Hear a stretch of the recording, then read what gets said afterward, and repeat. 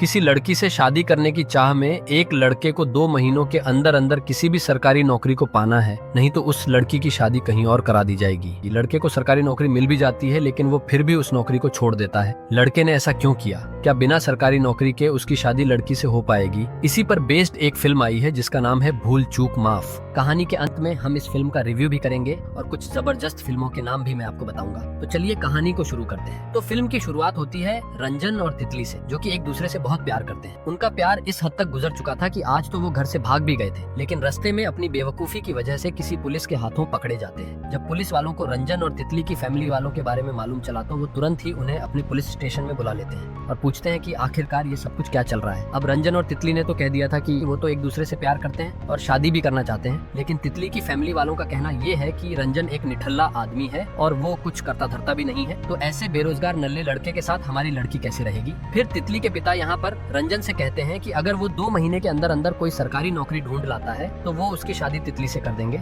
लेकिन अगर वो ढूंढ नहीं पाया तो मेरे घर के 500 मीटर के आसपास भी दिख मत जाना। तो इसके लिए रंजन मान भी जाता है, लेकिन रंजन ने यहाँ पर 2 महीने नहीं बल्कि 2 साल मांगे थे, लेकिन अब उसे 2 महीने के अंदर ही सरकारी नौकरी को ढूंढना होगा। तो नौकरी मिले या ना मिले, लेकिन रंजन तो बहुत खुश था। कम से कम तितली के फैमिली वाले शादी के लिए माने तो रंजन की एक बहन भी है जिसका नाम कैरी है, और कैरी को पसंद करने वाला एक लड़का है जिसका नाम सुशील है। और सुशील यहाँ पर रंजन को एक ऐसे आदमी से मिलवाने वाला है जो कि उसकी सरकारी नौकरी लगवा सकता है, और उस आदमी का नाम है भगवान दास। भगवान दास ने आज तक बहुत सारे लोगों की सरकारी नौकरी लगवा चुके हैं, लेकिन यहाँ पर भगवान दास की भी कुछ शर्तें हैं। वो ये कि रंजन को ज्वाइनिंग से पहले 2 लाख रुपए एडवांस देने होंगे और 6 लाख रुपए नौकरी लग जाने के बाद। ये सुनने के बाद तो रंजन पूरी तरह से हैरान था कि आखिरकार वो तो पूरी तरह से निठल्ला बेकार आदमी है और उसकी माँ अचार बनाने का काम करती है और उसके पिता भी उसी की तरह ही बेरोजगार है। तो ये सारी प्रॉब्लम रंजन जो है वो तितली के पास लेकर पहुँचता है और उसे सारी बातें बताता है। अब रंजन तितली से कहता है कि 6 लाख रुपए तो भूल जाओ, फिलहाल तो उन्हें 2 लाख रुपए के बारे में सोचना है, और 6 लाख तो तितली के घर वाले दहेज में ही दे देंगे। तो तितली की माँ के पास एक सोने का हार था और उसी हार को गिरवी रखकर 2 लाख रुपए हासिल करने वाले हैं, क्योंकि अगर रंजन की माँ का सोने का हार उन्होंने गिरवी रखने की सोची तो रंजन की माँ रंजन की तो टांगे तोड़ेगी ही, साथ में वो उसके पिताजी की भी टांगे तोड़ देगी।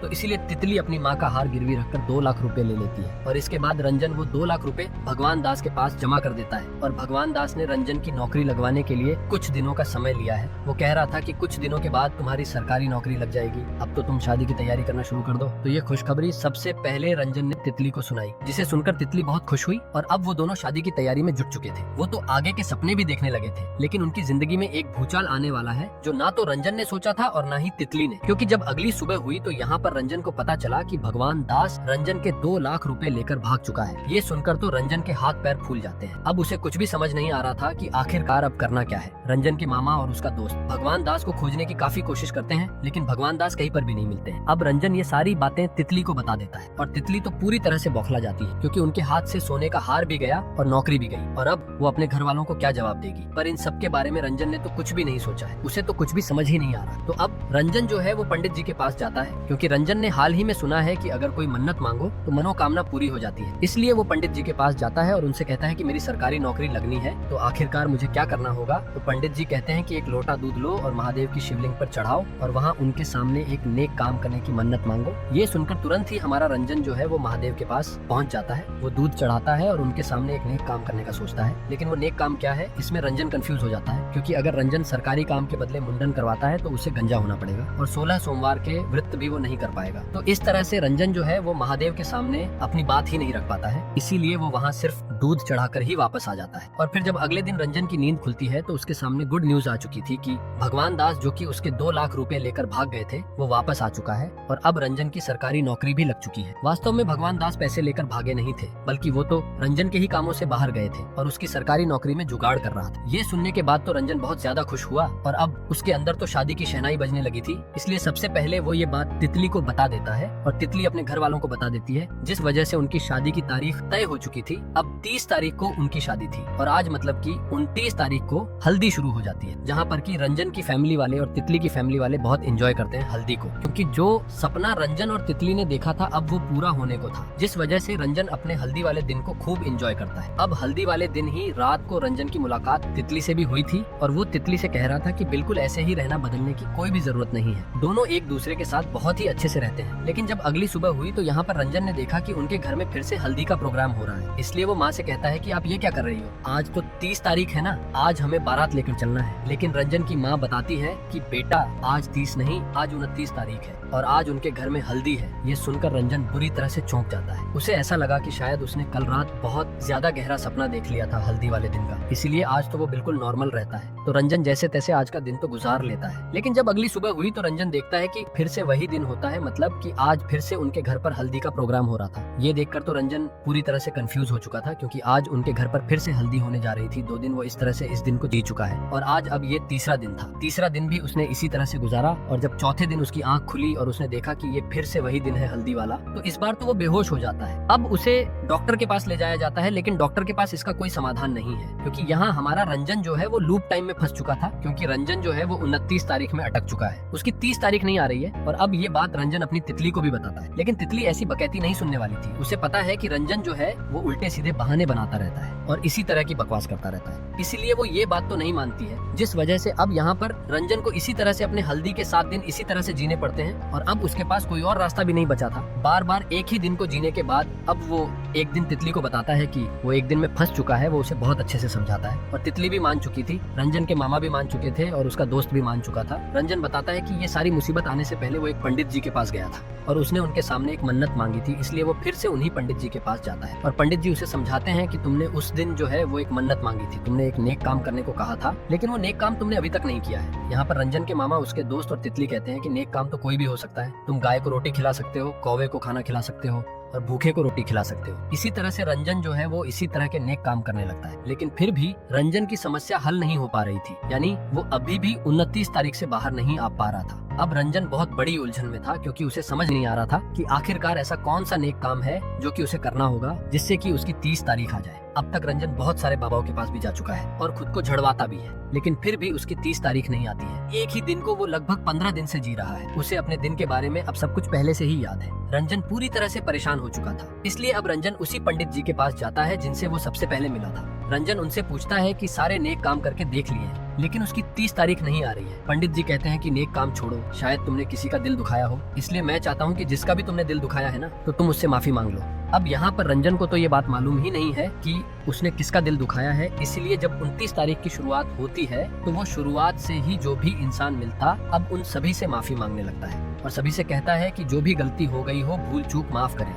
जबकि रंजन का तो ये स्वभाव बिल्कुल भी नहीं है, उसे तो बस बदतमीजी से ही बात करना आता है, जिस वजह से रंजन जितने भी लोगों से सॉरी कह रहा था उनको हैरानी हो रही थी कि आखिरकार रंजन ऐसे कैसे सॉरी बोल सकता है। वो अपने पिताजी और माताजी के पैरों को भी छूता है। वो भी पूरी तरह से हैरान थे कि आखिरकार ये कौन सा नया रंजन उन्हें देखने को मिल रहा है। अगली सुबह हुई तो उसे ऐसा लगा कि शायद अब कुछ बदलेगा, क्योंकि उसने सभी से माफी मांग ली थी, लेकिन कुछ भी नहीं बदला, क्योंकि अगली सुबह फिर से 29 तारीख थी। अब रंजन जो है वो पूरी तरह से बौखला जाता है और वो तुरंत ही एक शराब के ठेके पर पहुंचता है। वहाँ वो बहुत सारी शराब पी जाता है और अब वो खुद की जान देने के लिए एक नदी के पुल पर पहुंच जाता है। लेकिन जब वो एक ब्रिज पर अपनी जान देने के लिए पहुंचा तो वहाँ उसकी मुलाकात होती है हमीद नाम के लड़के से, जो कि रंजन की तरह ही यहाँ अपनी जान देने के लिए आया था और रंजन से पहले ही हमीद यहाँ पर कूद जाता है। अब उसे बचाने के लिए रंजन भी कूद जाता है और वो हमीद की जान बचा लेता है। और अब वो हमीद से पूछता है कि आखिरकार तुम अपनी जान क्यों देना चाहते हो, मेरी मुसीबत तो बहुत बड़ी है, तुम्हारी क्या प्रॉब्लम है। जिस पर हमीद बताता है सरकारी नौकरी। उसकी सरकारी नौकरी नहीं लग रही है, जिस वजह से वो अपनी जान देना चाहता है।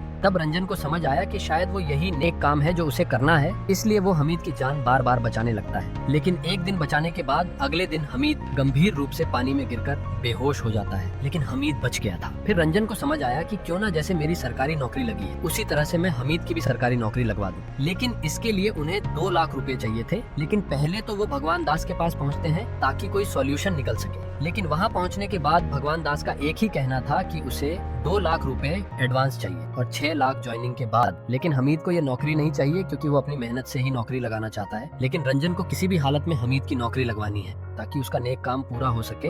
यहाँ पर भगवान दास कहते हैं कि अगर इतनी ही चिंता है तो हमीद को अपनी नौकरी क्यों नहीं दे देते। तो इस बारे में अब रंजन जो है वो ये बात तितली को समझाता है कि अगर वो अपनी नौकरी हमीद को दे दे तो रंजन अपने इस लूप टाइम से बाहर निकल सकता है। पर तितली यहाँ पर रंजन पर बहुत चिल्लाती है कि अगर ऐसा किया तो हमारी शादी नहीं हो सकेगी। बहुत दिन तक ऐसा ही चलता रहा और हमीद है उस नदी में कूदता रहा और रंजन उसे बचाता रहा। लेकिन एक दिन हमीद ने अपनी बैक स्टोरी बता ही दी। वो बताता है कि जिस गाँव से वो आता है वहाँ पर पानी का बहुत संकट है, वहाँ पर पीने के लिए पानी तक नहीं होता है, इसलिए वो शहर में पढ़ाई करने के लिए आया था ताकि वो सिंचाई विभाग में नौकरी पर लग सके और अपने गाँव को पानी दे सके। रंजन के हाथ पैर तो तब कांप उठते हैं जब उसे पता चला कि जिस नौकरी पर रंजन लगा है वो नौकरी दरअसल में हमीद की है, क्योंकि उसकी नौकरी सिंचाई विभाग में लगी थी और भगवान दास भी उसे इस बारे में बता चुका है कि जो नौकरी तुम्हारी लगी है वो हमीद की ही है। तो इस बारे में रंजन बहुत सोचता है। इस बारे में वो तितली से भी बात करता है कि इस तरह से वो किसी की जिंदगी बर्बाद नहीं कर सकता। अगर उसने नौकरी की तो यहाँ पर हमीद की जान जाएगी, लेकिन तितली चाहती है कि रंजन अपनी ये नौकरी अपने पास ही रखे ताकि उनकी शादी हो सके, क्योंकि अगर नौकरी नहीं रहेगी तो उनकी शादी भी नहीं हो पाएगी। इसके बाद जब अगले दिन रंजन उठा तो ये दिन बहुत ही अलग था, क्योंकि आज 29 नहीं बल्कि 30 तारीख थी और ये दिन पूरी तरह से बदला हुआ था। एक बात और, हमें मालूम चलता है कि रंजन ने अपनी नौकरी जो है वो हमीद के नाम कर दी है, लेकिन ये बात उसने किसी को भी नहीं बताई। वो तो बारात लेकर सीधा तितली के घर पहुंच जाता है। वहाँ जाकर वो बहुत ही उल्टा सीधा डांस भी करता है और सभी के सामने अपनी नौकरी के बारे में बता देता है कि वो अपनी नौकरी छोड़ चुका है, क्योंकि उसका असली हकदार हमीद था। ये सुनने के बाद तितली के घर वाले और रंजन के घर वाले यहाँ रंजन को कोसने लगते हैं और बहुत ही ज्यादा उल्टा सीधा बोलने लगे थे। लेकिन थोड़ी ही देर के बाद यहाँ पर भगवान दास की एंट्री होती है। वो कहता है कि मैंने बहुत सारे लोगों की सरकारी नौकरी लगवाई है और मुझे इतनी खुशी नहीं हुई थी, लेकिन आज जो खुशी हो रही है वो एक अलग खुशी है, क्योंकि आज मैंने पहली बार देखा है कि कोई अपनी सरकारी नौकरी किसी और को देना चाहता है जो कि उसका असल हकदार है। शायद आप लोगों की नजरों में रंजन एक बेवकूफ इंसान होगा, लेकिन वो एक बहुत ही अच्छा इंसान है। अगर आप इस तरह की समझदारी नहीं दिखा सकते तो इस तरह की समझदारी करते हुए किसी इंसान को रोको भी मत। भगवान दास की ये सारी बातें सुनने के बाद सभी का दिल भर आता है और अब सभी लोग शादी के लिए भी मान जाते हैं और उनकी बहुत ही धूमधाम से शादी होने लगती है, क्योंकि आखिर में भगवान दास ने एक बात कही थी जो कि श्री कृष्ण ने कही थी कि फल की चिंता मत करो, सिर्फ कर्म करो। तो दोस्तों, करण शर्मा की ये फिल्म भूल चूक माफ एक दिल छू लेने वाली कहानी है। इसमें ना तो ज्यादा भारी भरकम मैसेज है और ना ही कोई टिपिकल रोमांटिक ड्रामा।